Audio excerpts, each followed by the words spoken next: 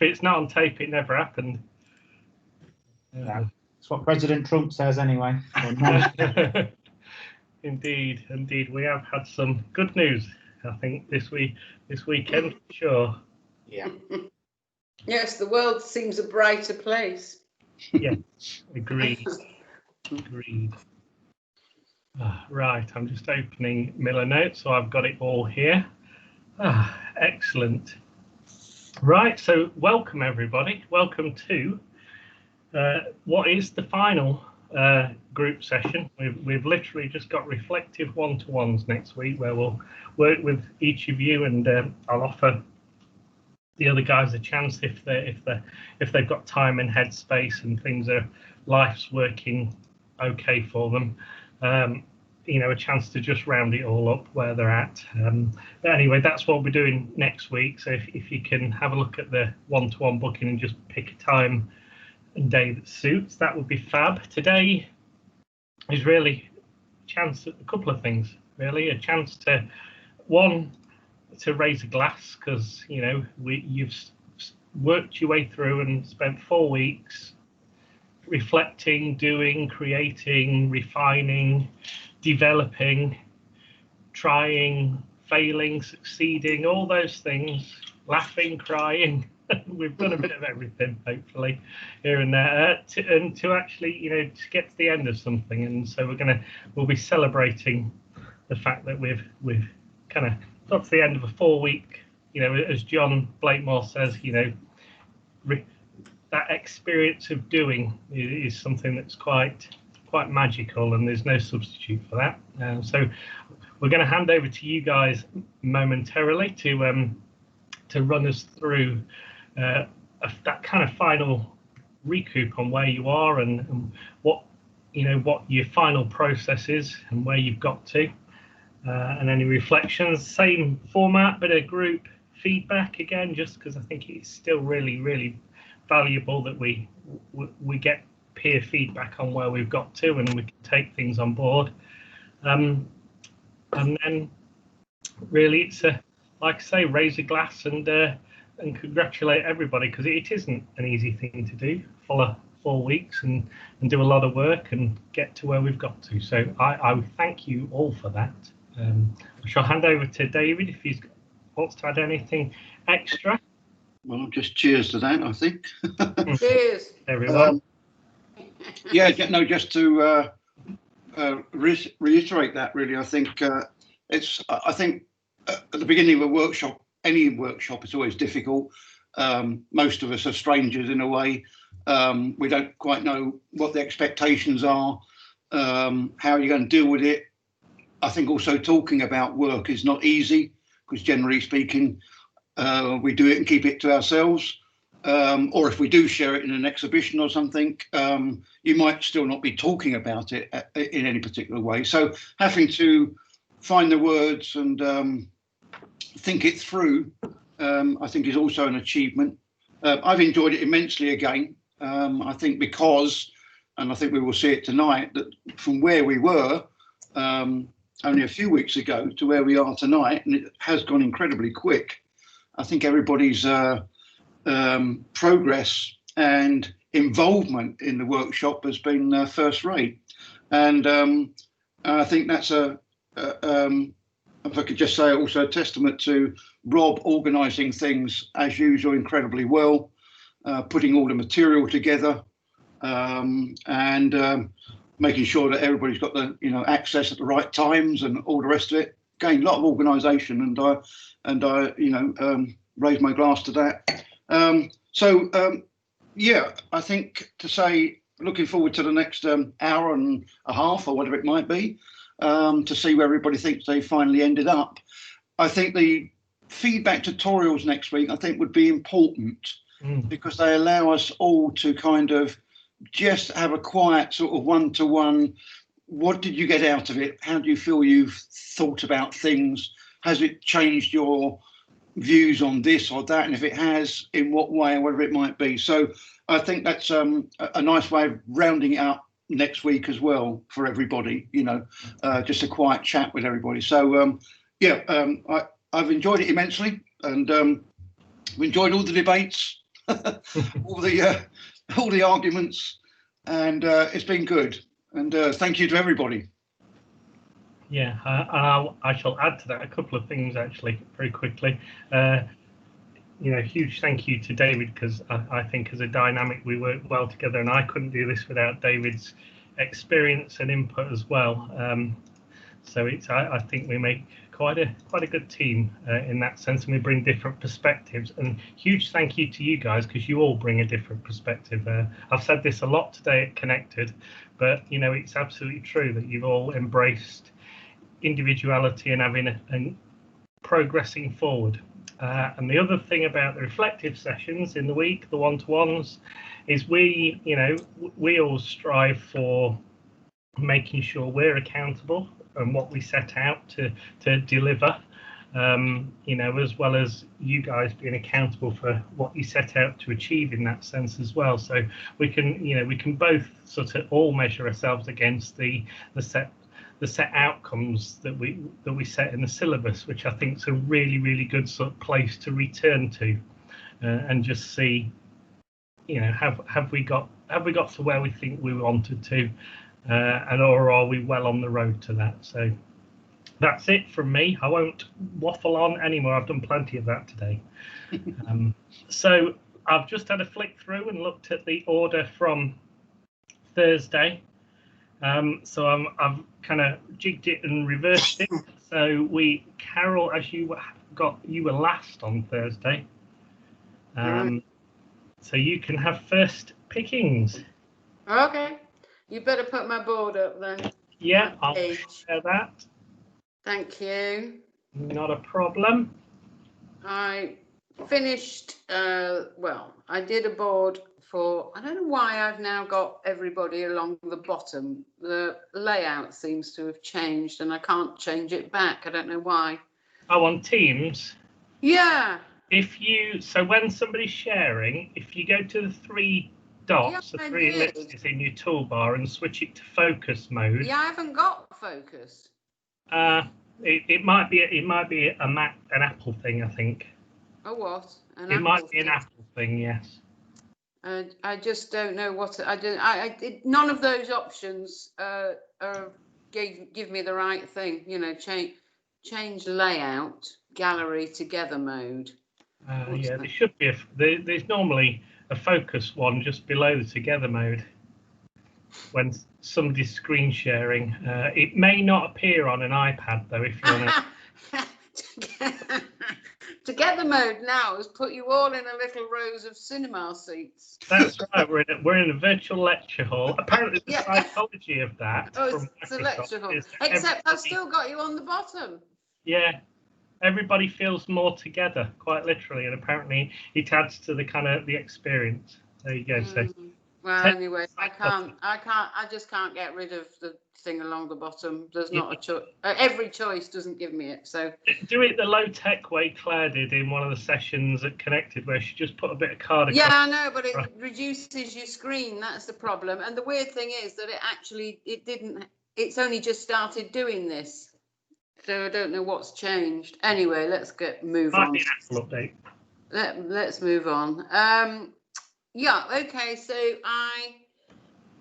so last time I had 6 images, didn't I? So actually Friday was a good day and I went out into the garden actually and took some more images and came up with another half dozen.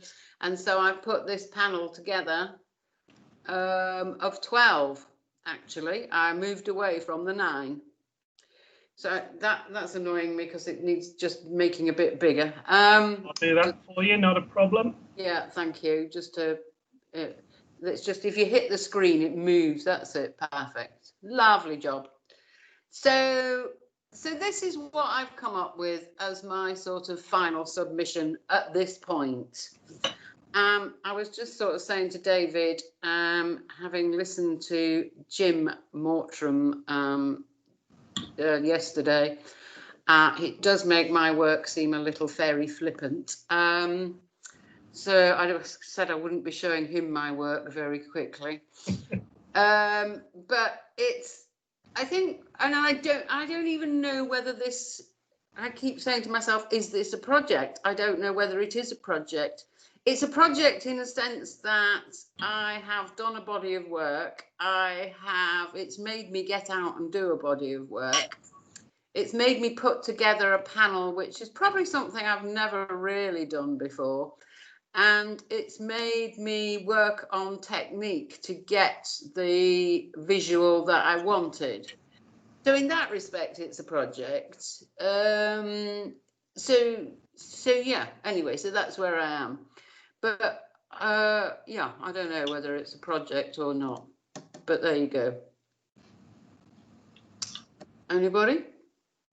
Well, I think we can argue about semantics, but I think the fact that you started off with a few ideas and you sketched and you explored and you went down a few dead ends and came back out and refined to get to an end piece of work, that meets my definition of a project. So and it's held together as a lovely, coherent, well executed body of work.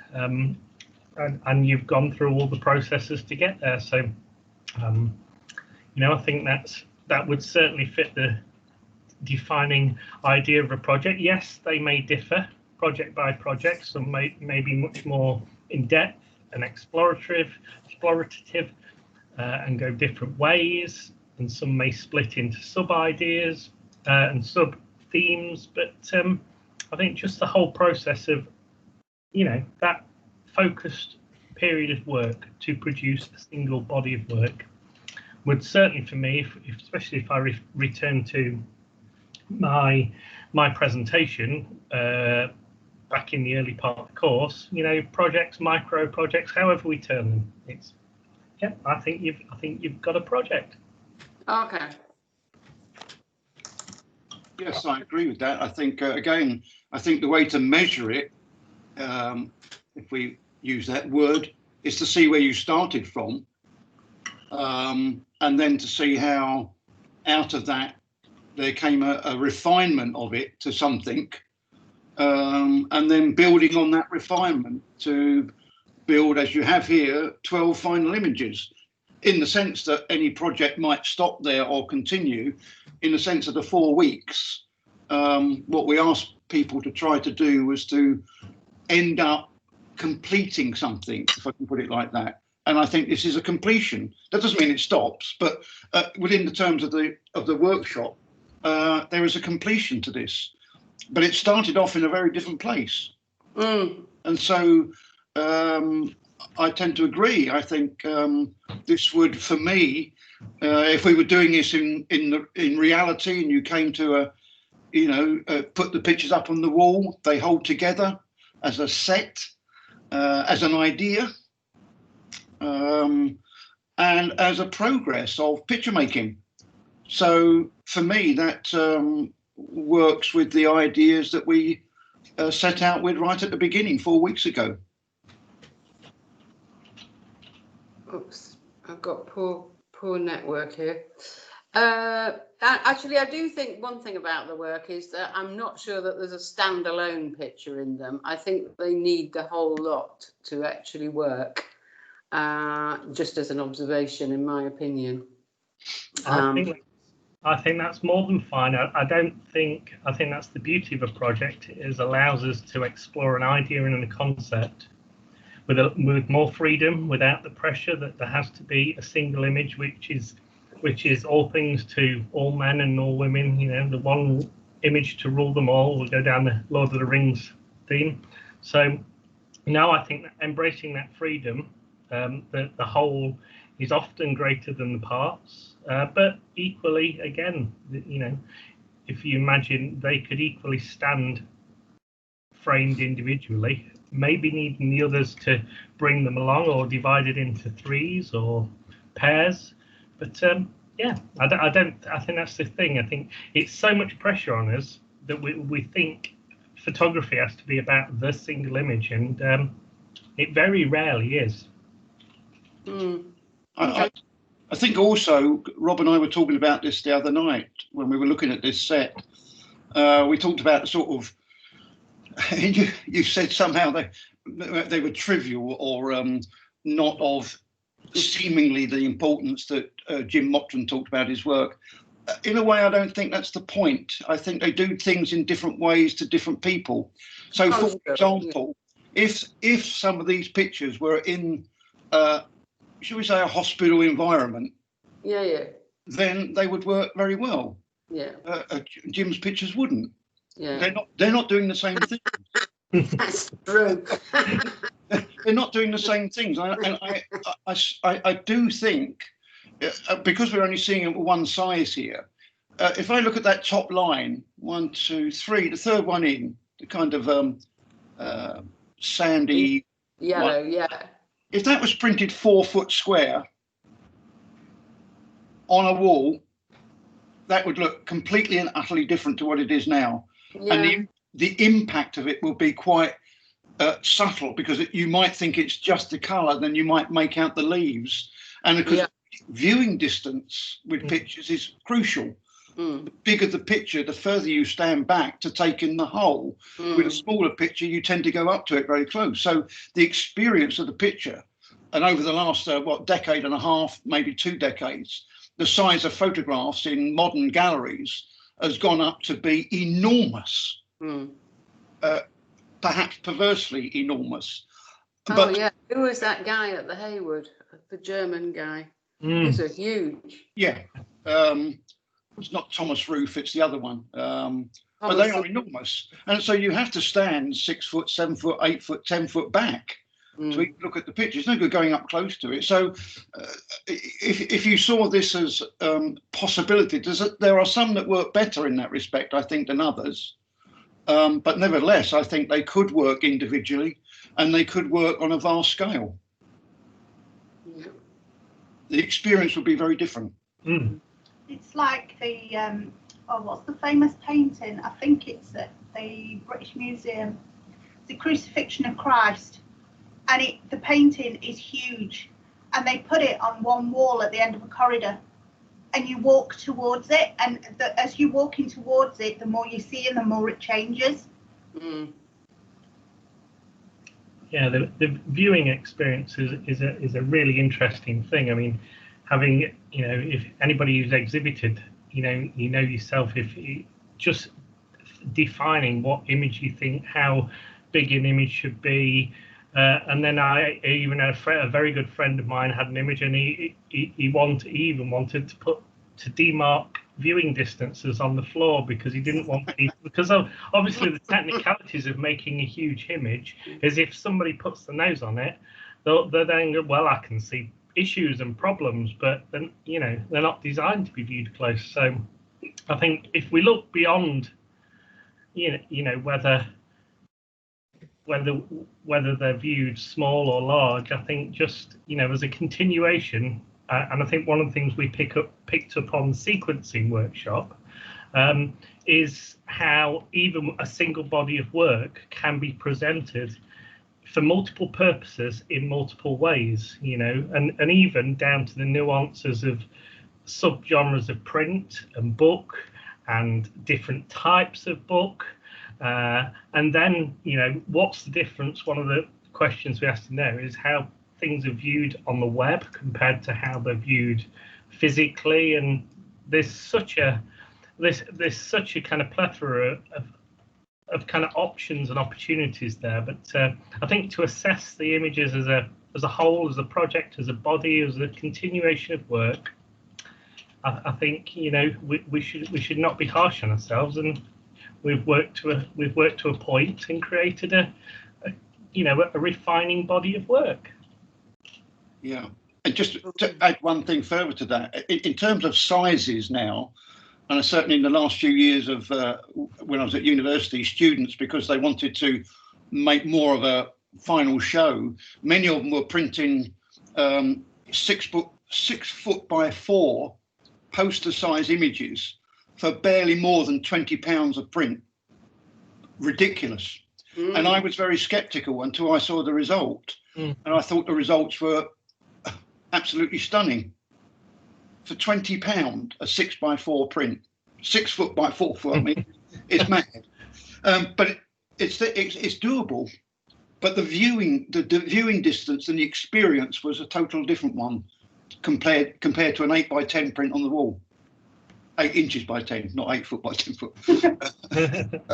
They're just different things, and sometimes that has to be considered where it's appropriate, I think. But Rob's right, you've got a set here. It does work as a set. It does get you to the end of the workshop in a coherent manner.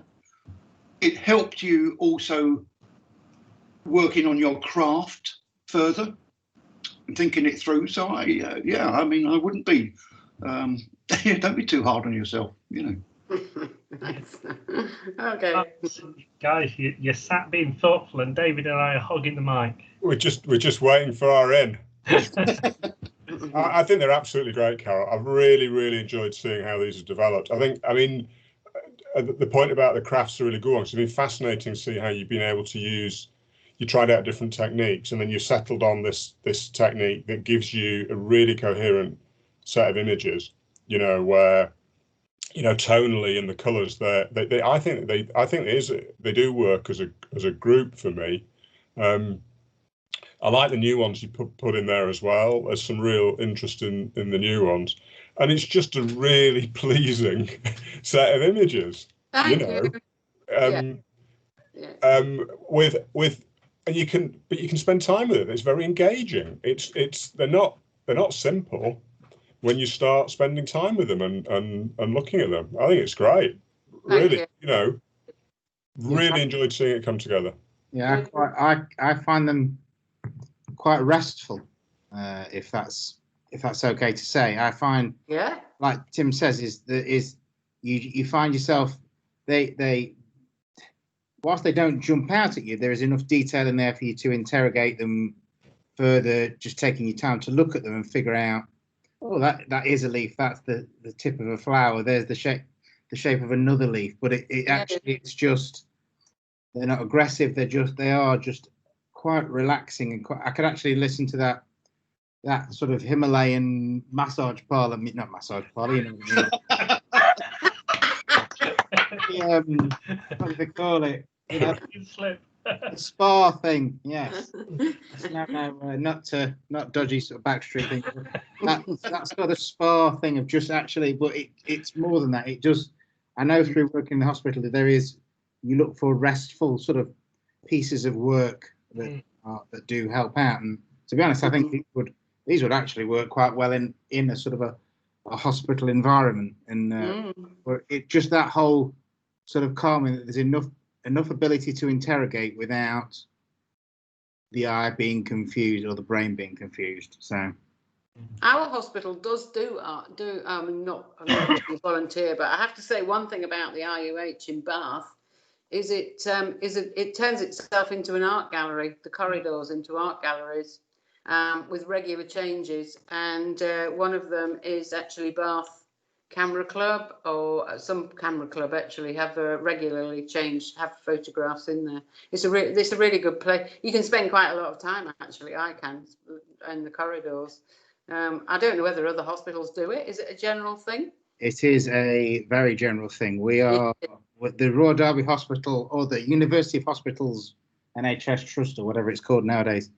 I have to sort of big them up. Is quite a leader in arts in healthcare, and does not just with paintings on walls, but with performance art to do with sort of bringing people out of brain injuries and dementia and all that sort of thing. So we've actually just won an award of about £50,000 because of the work that we've done. So and I'd have to say that they are very good at displaying my work. This is the third time I've had mine up, so bless them. So good. Okay, moving on. Thank you, guys. Just quickly picking up on something Chris said, actually, I don't know when RDA, the Royal Derby Hospital, last year sometimes they were actually looking for images to be submitted for, the privacy curtains that go around beds. Oh yeah. To give that more kind of restful, tranquil experience. And I think as images on something like that, these would have been, these would have ticked all the boxes in terms of serenity and tranquility, and a moment of calm in what is in a heck busy environment if you both Yeah. live or if you're working there. Yes. Brilliant. Yeah. I'd certainly wear a shirt with some of them like that. I'd love it. And you wouldn't be wearing Jim Mortram's on your shirt, would I you? probably wouldn't. Interesting that this could be arranged. There's one of the American websites, I can't remember which one it is, that I know various people use for putting their work online, but they will print it on anything: shower curtains, cushion covers, quilt covers, even a shirt if you wanted one. bath mats. Good. Okay. Brilliant, Carol. Excellent. Thank you. Right. Excellent. Right, then next will be Tim, as you went the opposite end of the scale last time. Yeah, okay, so I'll show you my final board in a moment or two. I haven't done it on Milano. I've actually just done it on a separate. So I produced a PowerPoint slide with and it's not really got any further than we discussed the other night, because I mean that took it to a kind of, in some ways, a logical endpoint. There was some very good feedback from everybody then, but I just thought it might be just a few words about just my own reflections on the 4 weeks. I think it really has helped me enormously to think about, as you would hope, to think about projects and to think about how I'm going to use project thinking moving forward. So I think it's the fact that I've had so many ideas about little projects I could do, but also the way I could bring them together and the way I could do them,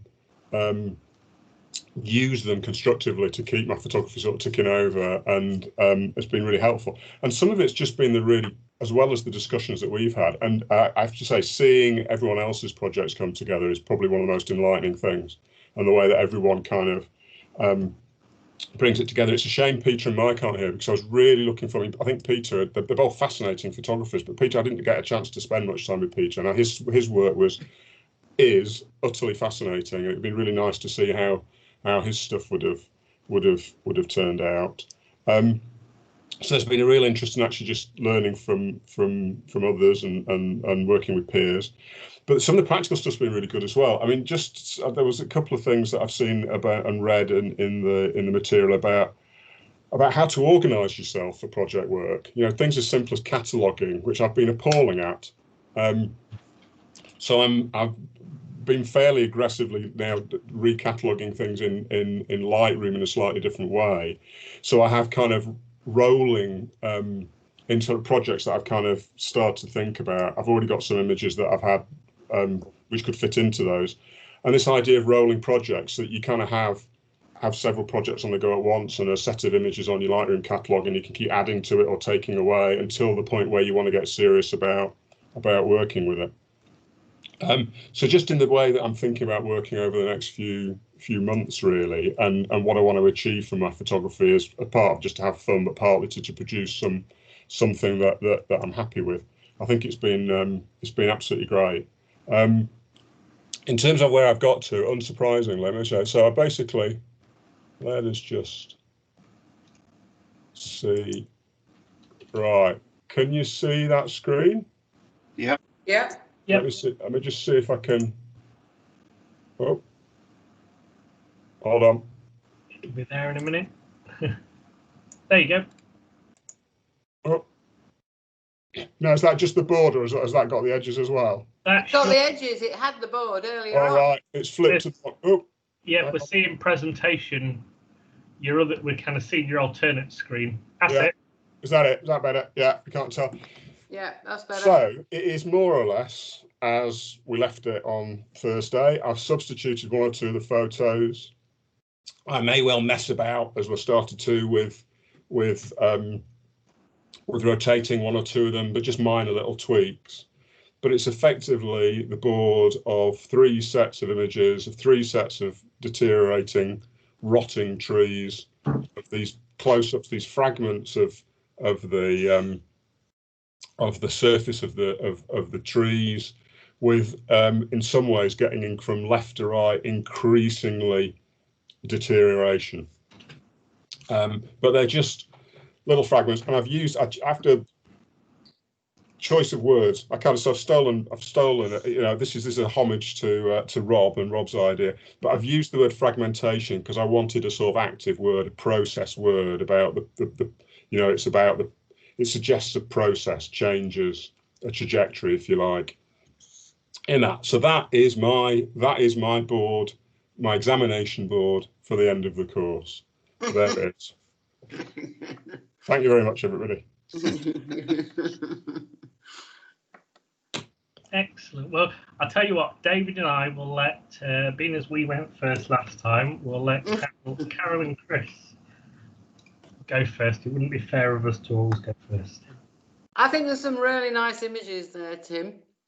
I think what, for me, well, certainly just looking at this now, is that also presents a multitude of ways of presentation. Because we know that you've got 3 sets there, but because you read left to right, we go into each one. Yeah. Have you tried putting the different ones all in a row? I haven't. I mean, so there's a number of ways you could do it. You could separate them out a little bit more, so it's distinct. You could do all sorts of things with. Yeah. You could do exactly as you say. You could have 9 across the top, 9 in the middle, 9 at the bottom. Yeah. You could do it as, you know, and that's only for a panel like this, you know. Yeah. If I was presenting them for a booklet or something, then that opens up even more choices about. Or you can just condense the 9s into 3 9s and then have a bit more space between them or something. Yeah. Well, I kind of quite. I mean, the reason I've settled on this is because even though it was, I mean, the one thing I might do is just separate them out into a little bit more into 3 distinct 9s rather than all running together, just to give it a little bit of separation. But I did kind of like the idea of sets at different stages, different. I mean, you can see that they are 3 different 9s. Yeah. But it probably needs to be just a little bit more obvious than that in terms of separating them out. Yeah, I think so. But no, I mean, it's a matter of playing and seeing what works best. I really like the middle set. The middle set for me is a standalone set. I mean, I think there's probably, if I went out again, there's probably, now I've got this idea, you know, it's where do you stop? Where do you decide you've got, you know, for the time being?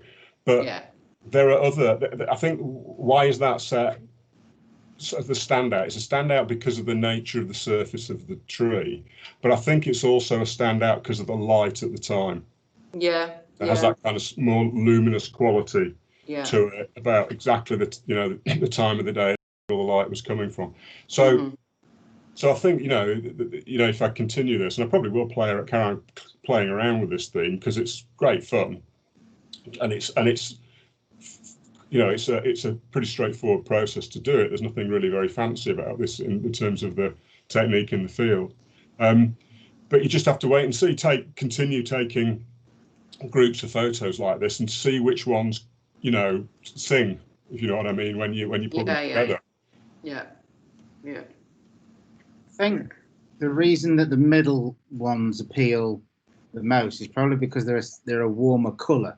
What I have noticed is, if you look on the outside 9s, the ones of a better phrase, there's almost a dynamic in the way that you've arranged them, in that they're almost. I learned this in design school for building. Yeah, they're moving round. Yeah, you're sort of creating that sort of dynamic, but the one in the middle is very static. I noticed that the last time as actually almost looked like you'd taken fragments of the same shot and broken them down into individual little pieces, which I did like on that, and I've liked that you've sort of retained it on here. It's but it does have that sort of slightly that dynamic of movement and things like that of a static object. But say the one in the middle appeals, I think, because of the sort of the more, it's a warmer colour.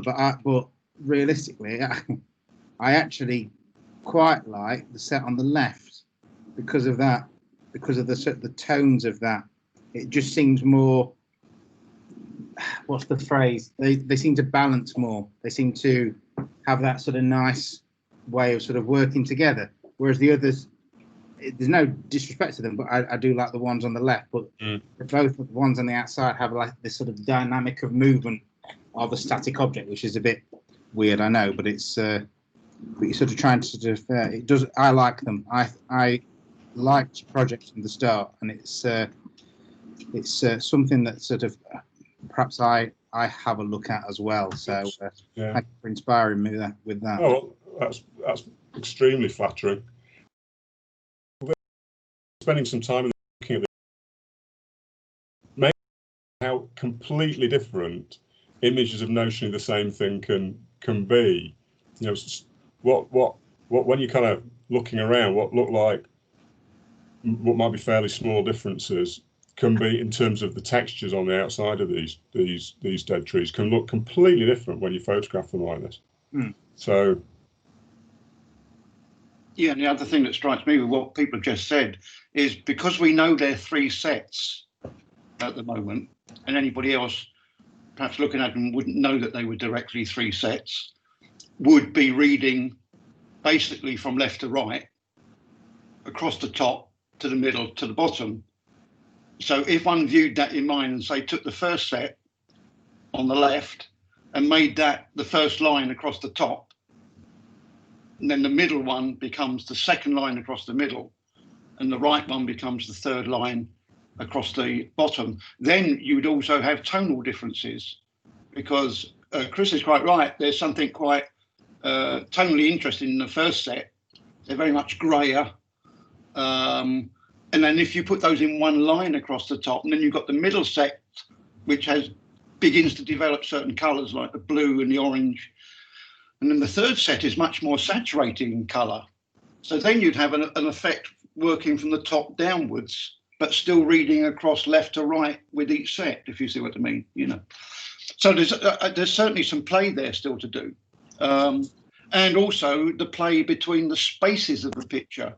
yeah, If you were to halve that gap between every picture, or even more than that, it would become a much tighter block of colour, only differentiated by the minutest of white line between them all to indicate they're separate images, you know.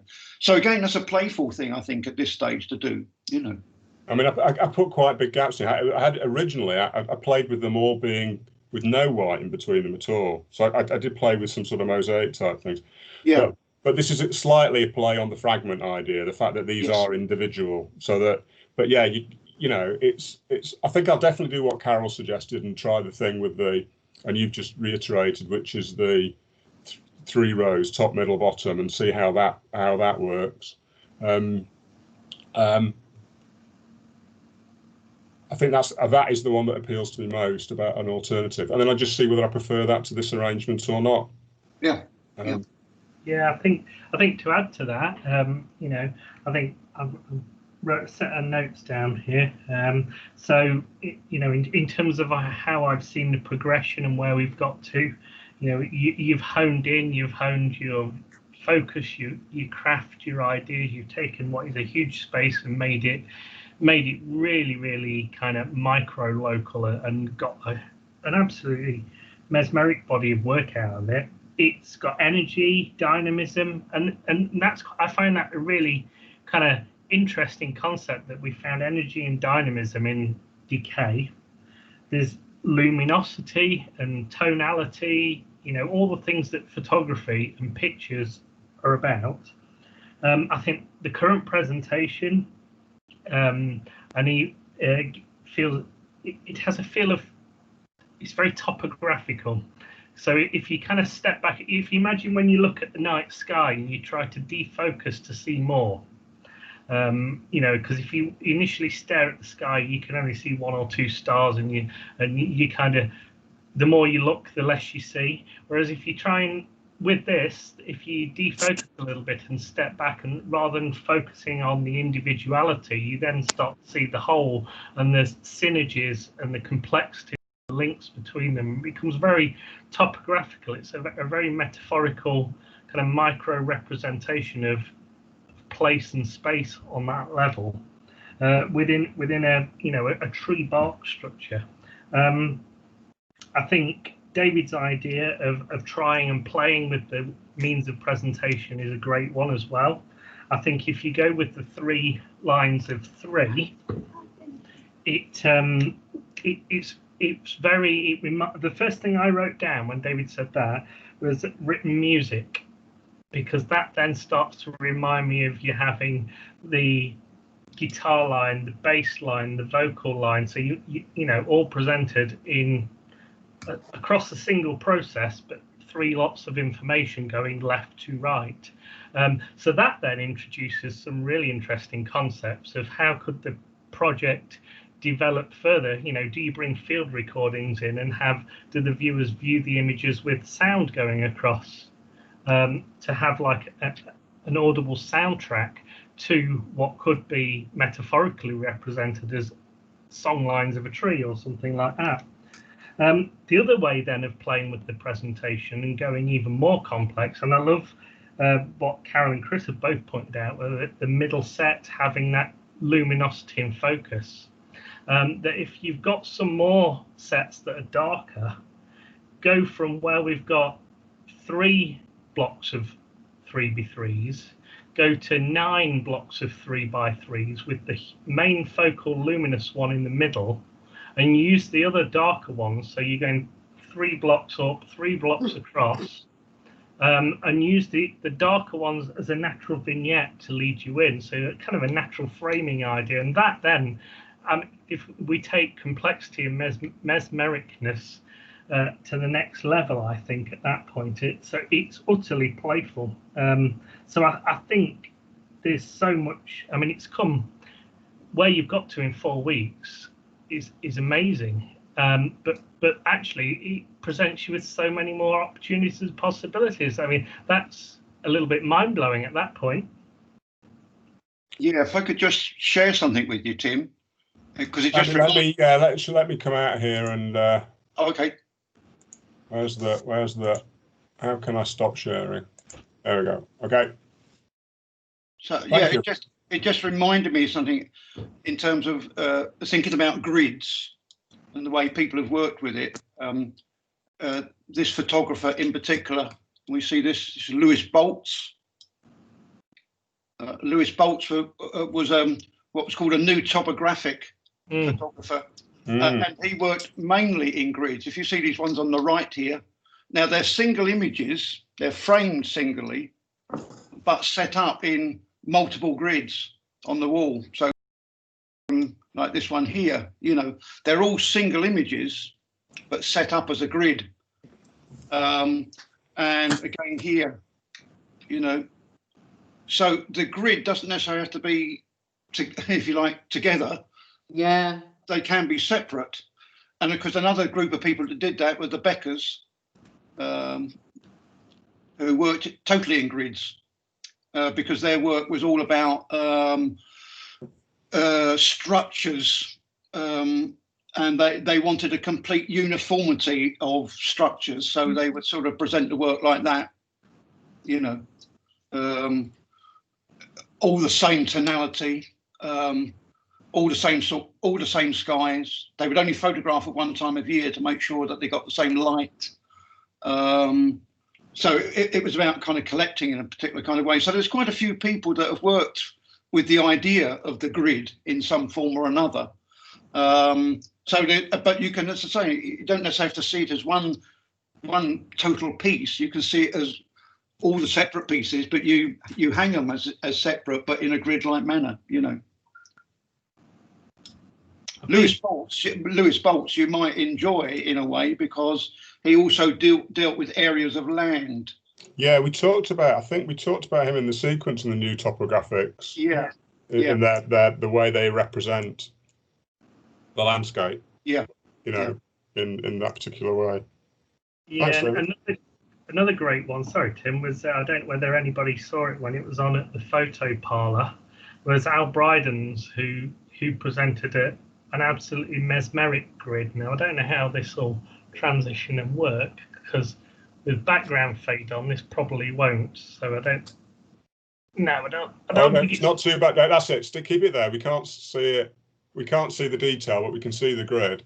Yeah. Anything. What's happened to me? Has everyone switched their cameras off or something? No, it may be just you've got a little bit of network latency at your end, so it may it's not working very well. Yeah, okay. We can see you. Okay.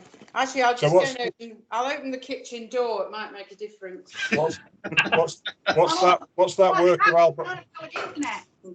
Sorry. What's that work of Al Brydens called, Rob? That's what I'm trying to remember. I think it was Tales from it was the stuff I believe he did, where it was Tales from a Non-Existent Land. It was either that one or it was the one where he found rolls of film that were his own and he's re-exposed them. That's right. I can't remember what it was called. It was where he'd got film from when he was like 16 and he's literally re-exposed over it. So I can't. I've had a Google search.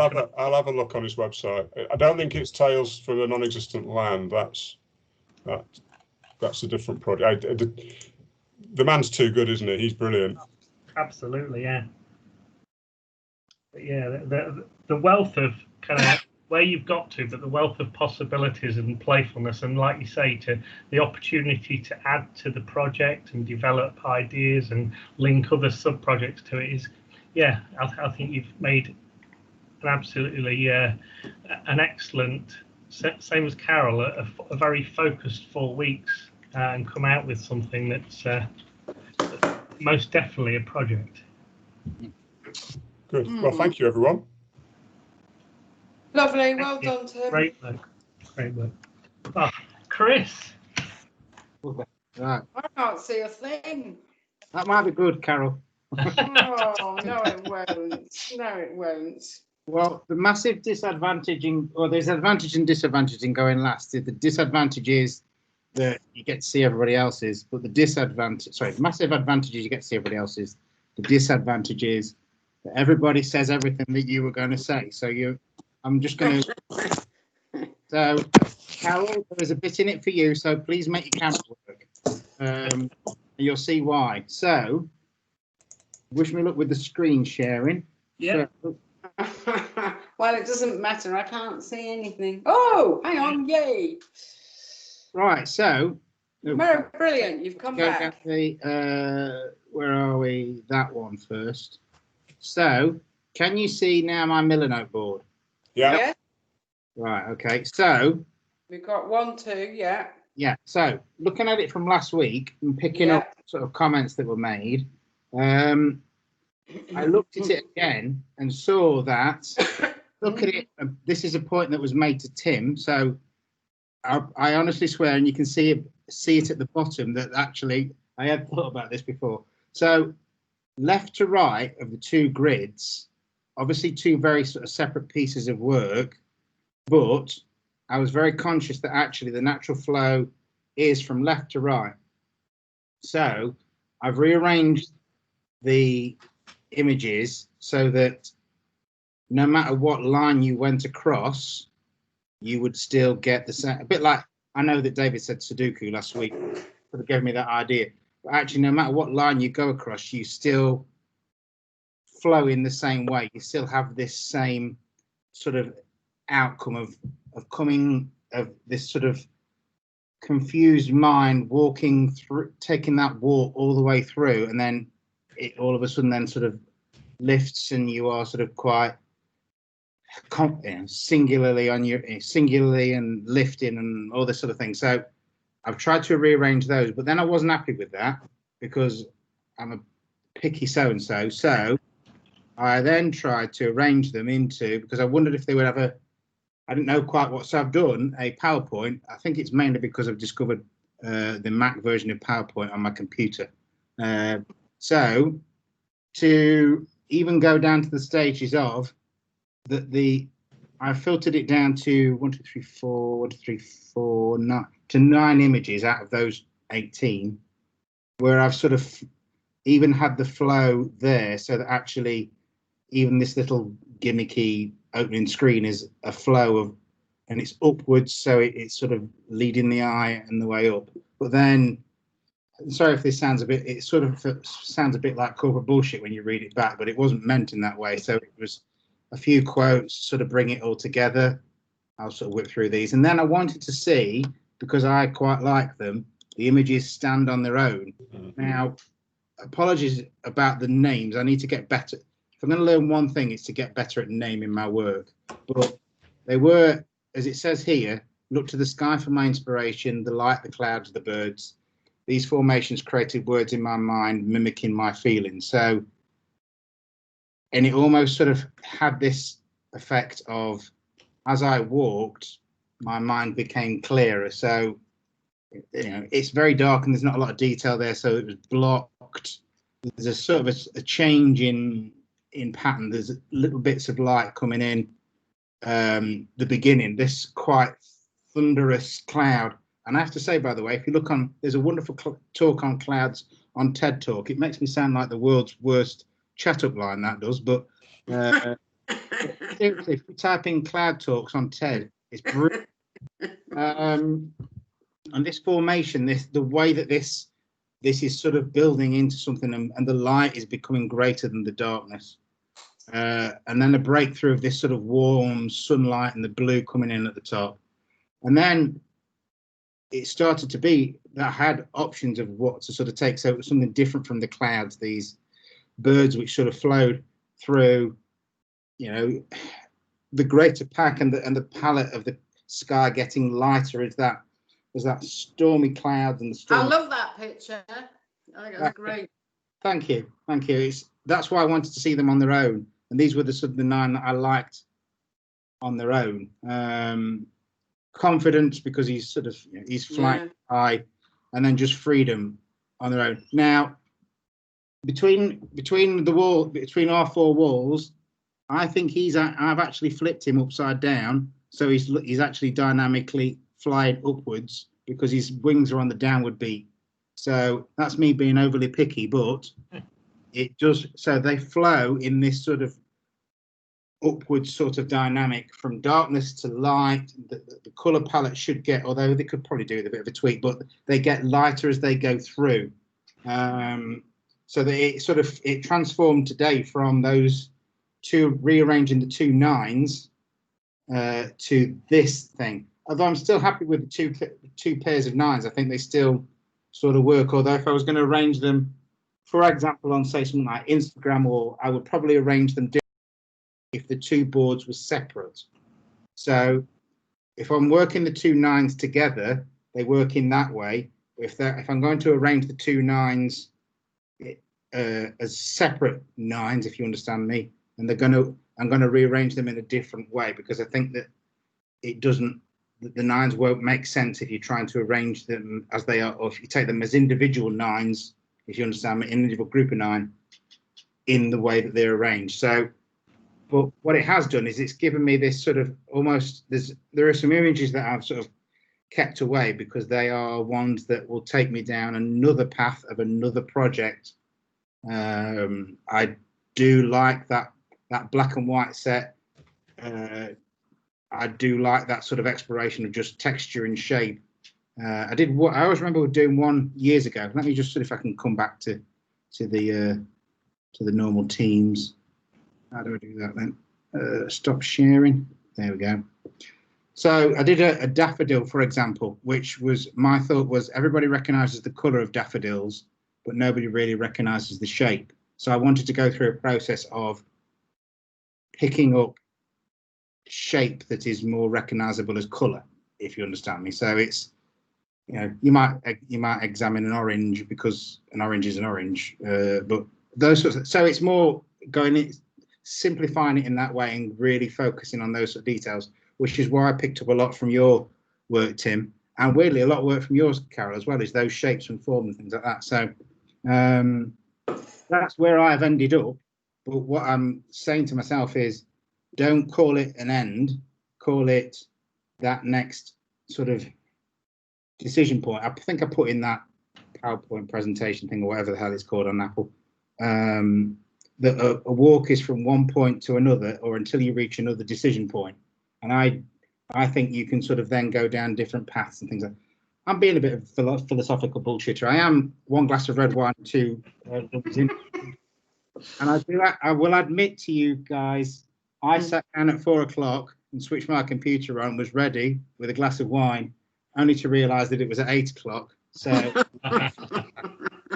one had to reorganise one's drinking and yes. Well, I think you should be very pleased because I actually think it's a significant move from where you were with the two grids. Nothing wrong with the grids, but sometimes that's a way of consolidating all the pictures into groups. But what you've done now, and it works because of the text, never be afraid to put image and text together, because it was more, I didn't want it to become one of those, we call it corporate bullshit at work. It's one of these ones that you just get every so often somebody will shove through it into your inbox and you've got to read it and you've got to go, oh yes, lovely. But I wanted it to become a bit more than that, but it for me it still works with that, and I still quite like the fact of naming the things, because it's that, as I said in the PowerPoint presentation, it's the word that springs to mind when you see that. Weirdly, the TED Talk says exactly the same. Is we've all laid there as kids on our backs looking up at the clouds, making shapes, names out of things. There's one wonderful one where he says it's a topless sunbather, and it really does. When you look at it again, it looks exactly like a topless sun. Really worth 20 minutes of your time before you go to bed tonight. Look it up. TED Talks on clouds. It's just wonderful, and it's just said it's the massive excuse for not doing anything. I think there's a difference between the sort of text that some people can write, which they just want to obfuscate rather than to illuminate. And I think using words to spell out literally what you intend, I've said it before and I'll say it again, pictures very seldom work on their own without some other form of context which comes from outside the picture. The very fact that we're talking about pictures indicates that we're saying things that aren't in the picture, or rather, this is what I want you to get from the picture, and this is what I'm explaining to you. So we use words to explain, but yes, image and text. I'm a great fan. I'm not sure we mentioned him a few times ago, Hamish Fulton, who did these long walks, and he would photograph the walk and then put underneath the length of the walk and how many days and so forth and so on. So he told you where he went, how long it took, and whatever. I think that's kind of, and I think you've done it here. I think the choice of the 9 is interesting, from the dark going through to the light, and then using the word to add to the idea, I think works really well. And I think for me, only personally, I think from where you were with the grid, this works much more interestingly. Treating them as single images, but with the word to go with the image, so that you walk through it. Literally, you walk through it, you know. It was just, I did quite like producing a single image, but this has taught me that actually sometimes you can't produce a single image without producing, let's for example, using the other 8, because you can search and search and search for that one image and you never take it because you can't find the perfection. But actually that, and I'm not going to say the J word, the progression through. Don't say it. Yeah, don't say it. That sketchbook of ideas, which is something that I really quite like, this sketchbook and writing down everything, and just sort of having that progress through. And then you might find, weirdly, that 75% in, actually, you've got that image, and then the others sort of do, not tail off, but you know what I mean? They go into slightly, they have the potential to go left or right. That's it.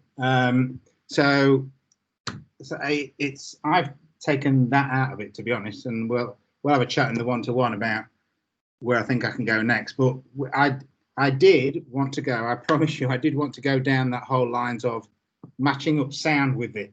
But one, I've lost the file with it on, and two, I did record some on my phone, some sounds, but I'm buggered if I can find where it's stored it on the phone to get it off to play it.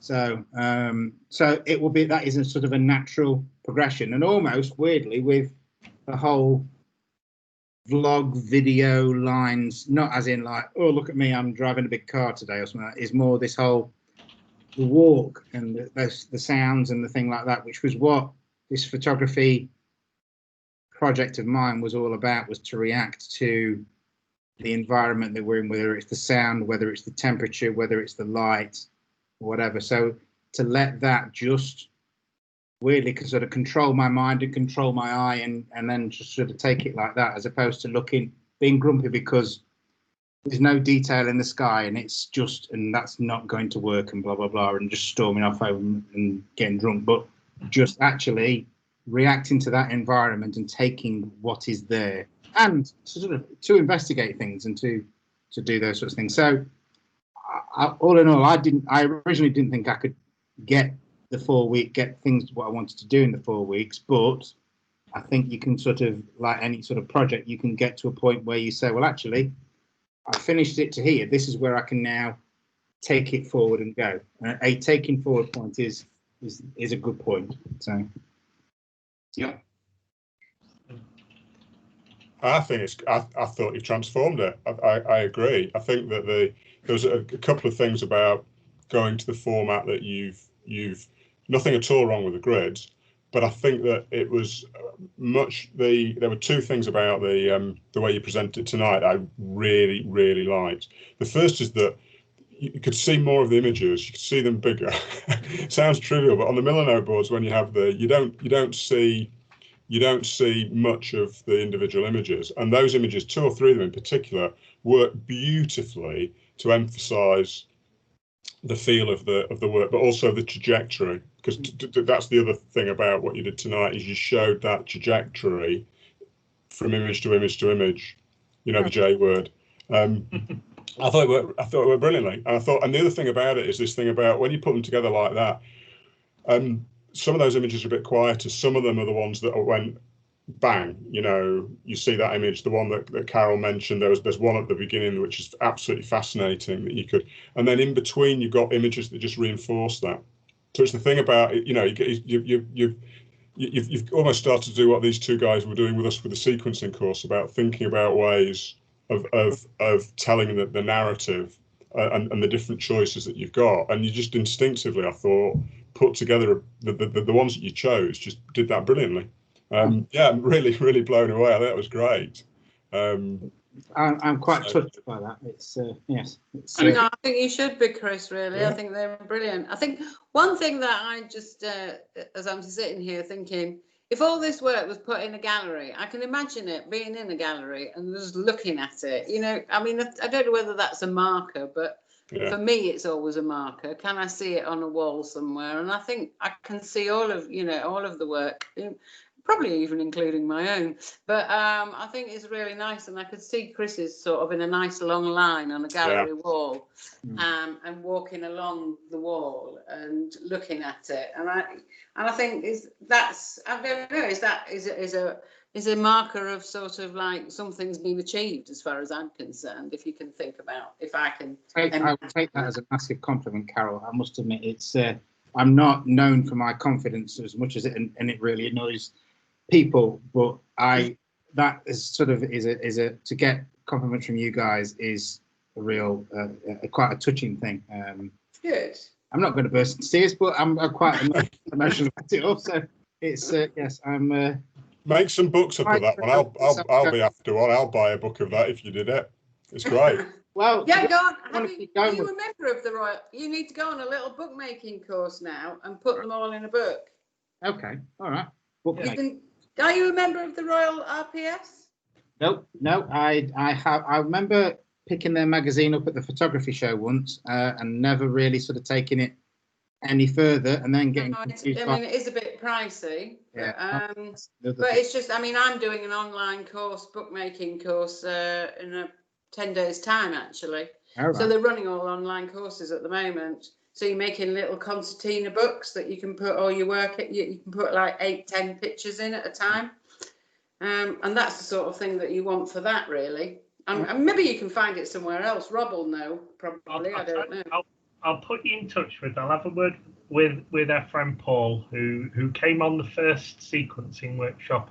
I may have mentioned him. He's a very excellent bookmaker and very giving of his advice and time. And what was his name? Paul Gotts.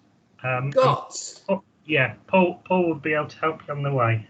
But it's Gotts, isn't it? Yes, it is. I was looking up for Goss. Gotts, Gotts. Yeah. Right. So, feedback-wise, does anybody mind if I swear? Oh, righty. Only if it's constructive swearing. Oh, absolutely. But hell fucking yes.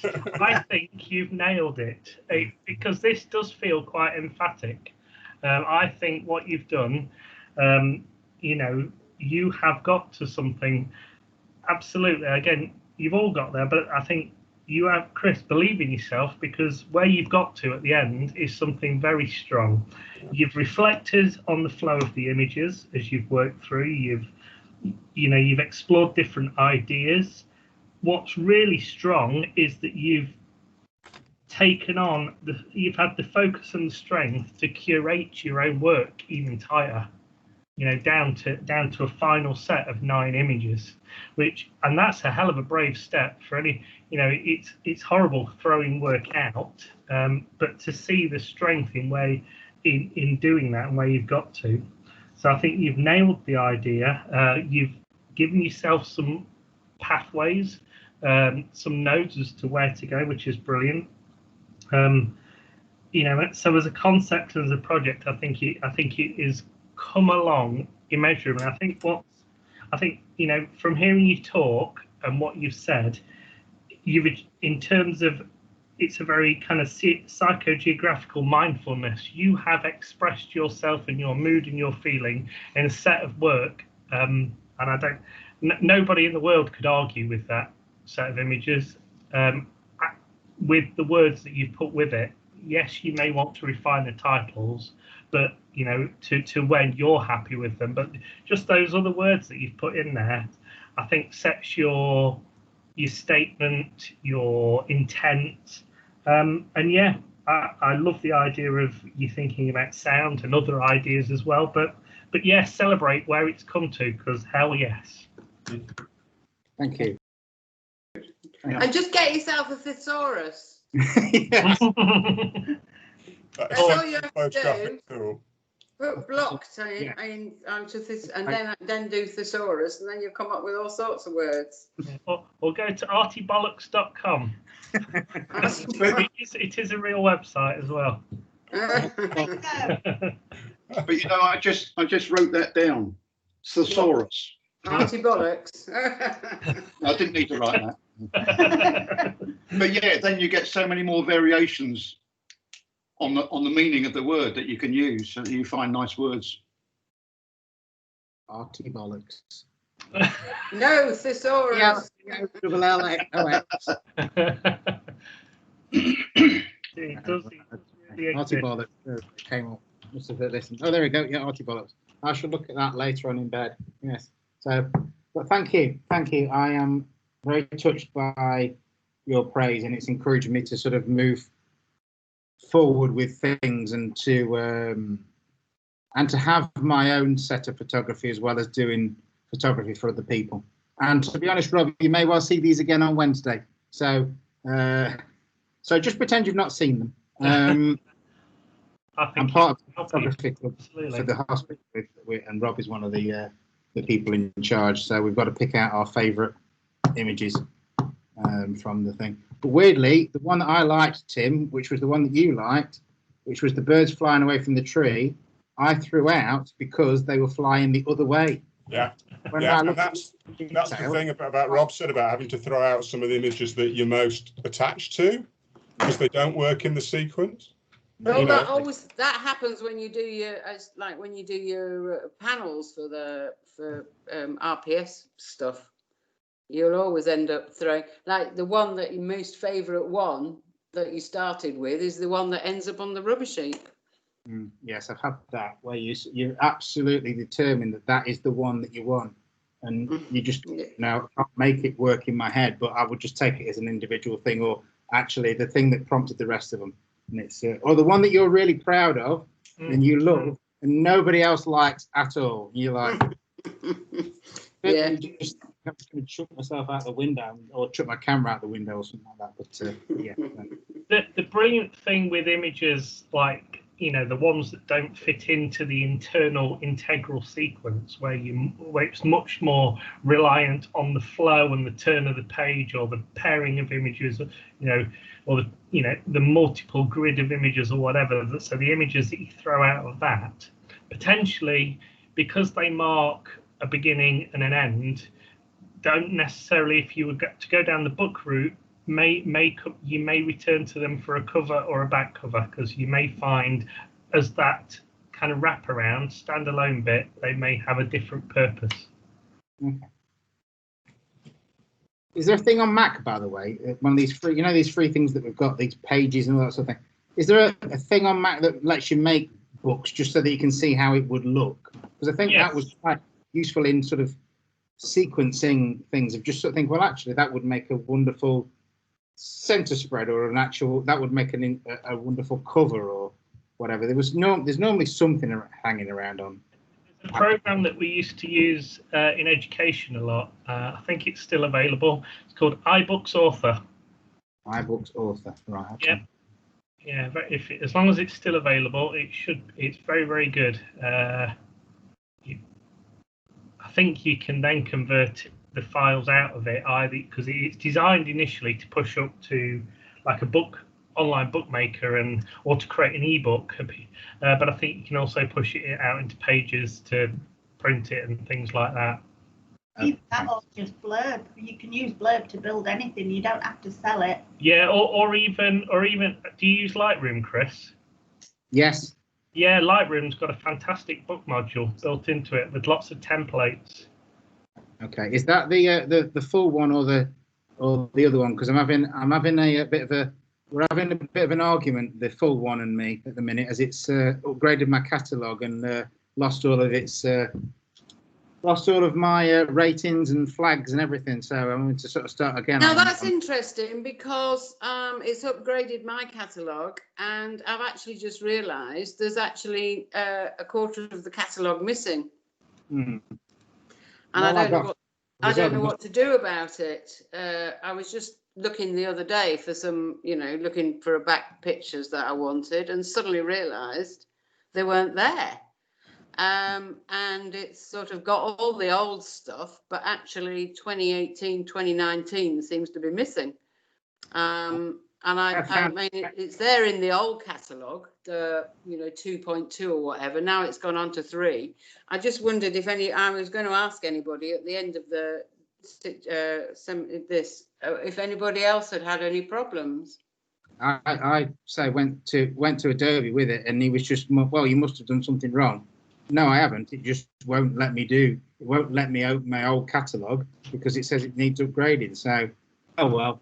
What I've tended to do, Carol, to sort of try and avoid that, because I've had problems with it in the past, is if I'm doing a piece of work like this I would actually create a catalogue out of the piece of work. So the ones that I was trying to do for the portraiture for the NHS staff that's a catalogue on its own, and there's catalogues for Coniston, so that actually if something goes wrong with the catalogue, it's just that one thing and not the catalogue as a whole. And then I can copy the whole thing over, and if I'm that's the annoying thing. I backed up the catalogue, and I've backed up the new upgrade, and obviously so even my backup hasn't got my some of my stuff on it. Yeah. I knew it was smaller, but I thought it was because I've been doing some deleting. And it wasn't until the other day. I just lost some in the catalogue, so yeah. So anyway, sorry. Might be an incompatibility.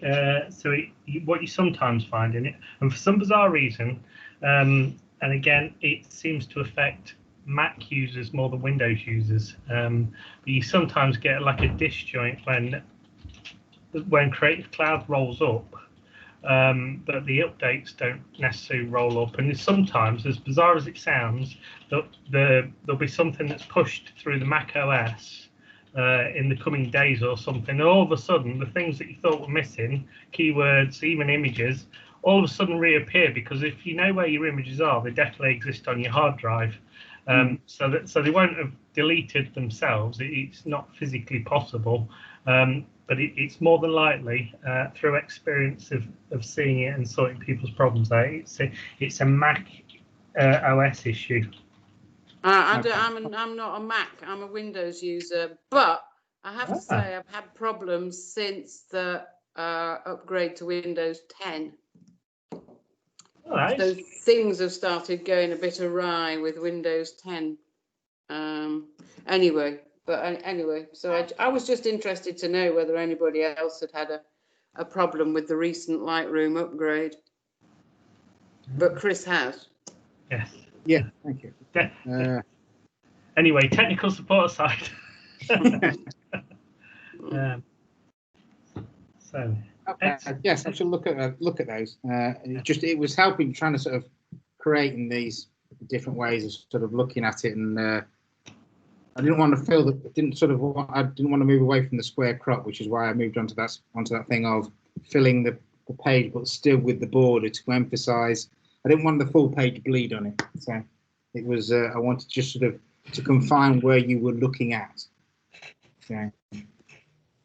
So there we go. So that was that's my closure of my project until it moves on to the next phase of it. So. Great stuff.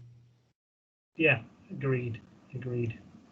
I think where everybody's come through on that "Don't Stop Believing" band word. I was going to prank you all and full scream the word journey into the middle of the meeting at one point. But where everybody's come through just on the transition of process and thought and reflection and refinement, and I can see you've all, the seedlings of where the ideas have come from, of how you've tried and looked at the different possibilities and routes and then settled on the one that feels like it's the right thing for this moment. I think it's encapsulating what working on a project is. And each project that you do will differ. Some will be shorter, longer, have more twists, turns, sub areas, what you name it. Some will require more parts of the process, and some of the mechanical stuff that Tim rightly picked up on from the reading, that kind of the getting organised and the going through the processes. As I guess doing project management, Chris, that there's a lot of things here that actually, in some instances, we try and not to bring with us into our creative work, but actually, the things that make us who we are, our work, our education, our past, our experience, they actually, they are valuable. We can use them to shape our creative output as well, without it becoming all about who we are in another life sort of thing. We can still use those strengths. So it's a hell of a lot more fun project managing in the photography world than it is in the building healthcare world. Tell me about it. Tell me about it. I managed a big project stream when we moved the business school at the university into the Newton building in Nottingham, and the whole regeneration and the IT, and I wouldn't want to go and do that again, thanks. No, it's not good. So yeah. But no, I think it's hugely important that we celebrate where we've got to. We've all identified that there are possibilities, ways forward, different ideas, and that's always a really strong thing to come out of a set of working as well. The fact that you've not got to just an end, that you've got other ideas and improvements or possibilities. So yeah, I think it's good. I'm looking forward to the one-to-ones, and I think yes, everybody should be proud of what they've achieved so far. I mean, I will leave things like, even after the one-to-ones, I am going to leave the classroom open for a good while after we finish, because I know not everybody's had a chance to do everything as yet. You know, life is busy, and I truly believe, you know, that the stuff in there that David and I have put together does act as building blocks, and it may not seem it right now. Some of it you might think, well, what the hell, but it's definitely worth going through at a time that feels right. The rest of it, and because I think there'll be lots of things that you'll take from that, and just little kind of connections and constellations you'll make. I weirdly found some of the questions easier to answer once I'd got past that point. Yeah. I don't know why. It was, yes, there was the whole the initial reading through the thing, but then answering the question was easier once you'd been and gone and done it, as opposed to how do you think it will? Because you can then sort of say, well, actually, I felt it worked better in this way, and or, which is always a good one, is actually, yeah, if it wasn't any help, be honest, and you say, well, no, I actually went this way and found it that bit different the way that person thought. But it's yeah, it was interesting. I'm going to try and sort of save some of the documents to my Google Drive and sort of refer to them in the future, because it was it's a good set of information there, and I've loved learning the you know the more sort of the more well-known photographers as opposed to the ones that I'm sort of follow on Instagram and YouTube and books and things like that. So where it's come from is always of a great interest to me. So it's yeah, it's more reading, I think, and more learning is required from me on that side of things. So.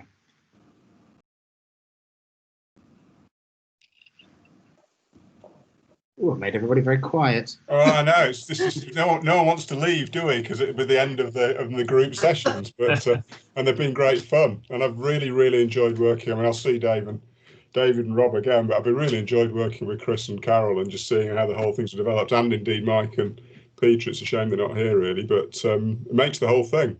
Really does. So thank you. Yeah, no, I've enjoyed these evening chats, and there was, you know, a couple of times I've thought, oh, I'm too tired, I don't want to do this, and then actually, you know, you pull yourself together and you do it, and then I've really enjoyed it, and it's yeah, it's been a good experience. So it's been really nice chatting with people. And please do keep that in mind. You know, David and I were at the end of a phone call or an email even after the final one-to-ones. If you know, if something just triggers in weeks, months, whatever's time, we're around. But you know, you guys have all been through the same process, and if you've got ideas for moving on in terms of projects, you know, it would be great. You know, you could be your own peer support group if you chose to keep in touch as well, and you know, and maybe could I think Peter and Mike, when timing's right for them again, I think there will be an active part of any sort of continuation of that. I know they were really enjoying it. So, but yeah, do keep in touch with not just us but each other if you choose. I think, you know, it's very rare. We make images, we put them out on social media or wherever and you get in feedback from people who haven't been through a process. But to get an almost a constructive and you know, an objective onlooker who's honest with you, and I think that's, you know, going back to that famous night the other night when we had the debate, shall we call it? I think actually I said to David afterwards, and I know David was a bit worried, and I said to David, actually, I'm really pleased because hopefully that shows that we've built an environment and you guys have built a sense of kind of camaraderie and trust that we can say the difficult things without fear of upsetting each other and you know, and it being an insult. It's absolutely constructive, ongoing discussion, and you can't get that on social media. You won't show a picture to a friend. Yeah, that's right. Or massage your ego and want to make you feel nice, but sometimes you do need somebody just to be honest. Yeah, if I can just endorse that, I think certainly the thing about keeping in touch, always here.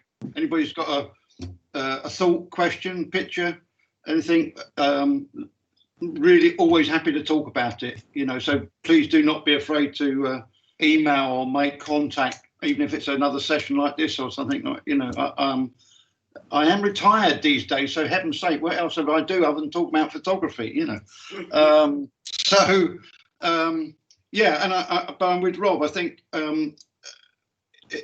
it's different when you start the conversation with people, because inevitably you get different points of view. You get things that get said, but you think, well, actually, I'm not sure, but maybe there could be something there for me to think about.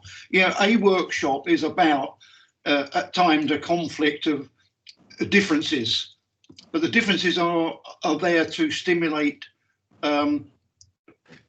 knowledge and ways forward that we didn't expect at the beginning. And certainly all three of you tonight, I think, everybody's work is nowhere near where it was at the beginning, and it's in a far better place. And there's also thoughts going around in your minds about where it might go next, or how it might, so there's things start to work and tick over, So I've enjoyed it immensely. I really have. And always when I say to Rob, I can say, now what? What are we going to do now? Yeah, exactly. What are we What going are to you going to do now? Start again with another load. Yeah, indeed. So it's been a real pleasure to work with all of you, and I look forward to some one-to-one chat next week, feedback, see how you all feel about things, and but yeah, I've enjoyed it immensely, and I'll be sorry to see it finish. Yep. And I would just say, yeah, it's been an honour to work with each and every one of all of you on the course, from participants, and David as a co-agitator as we are. Agitating thought process, but now I've loved seeing where you've all come to. It's been brilliant, so thank you. Yeah, great. excellent. Well done, everybody. Well done. Good work, everyone. Cheers. Good night, and well done, Rob. Go have another drink. Enjoy. Well done, Karen, if you're there in the background. We're all here. Yeah, Are you okay, on Instagram, Tim? I know. I don't do Instagram. I do. I'm on Twitter. Oh, okay. I don't do Twitter. Are you on Instagram, Chris? Yes, I am. Yeah, I keep meaning to sort of pick up on your what's it name? So it was just trying to sort of catch up with everything. So, but what I'm quite happy to do is I'll circulate all my stuff to Rob, and emails and Twitter and Instagram and Facebook and whatever the other one I've got. And you can, please feel free to sort of chat, communicate, however you want to do it. It's I've really enjoyed it, and it's sort of prompted it's got me going, and it's sort of Got you going. Great. Okay. Well, Okay. All right. Well done. Good night, everybody. Good night. bye. Take care. Yeah. Cheers. Thanks, Rob. Bye. Cheers. Bye bye.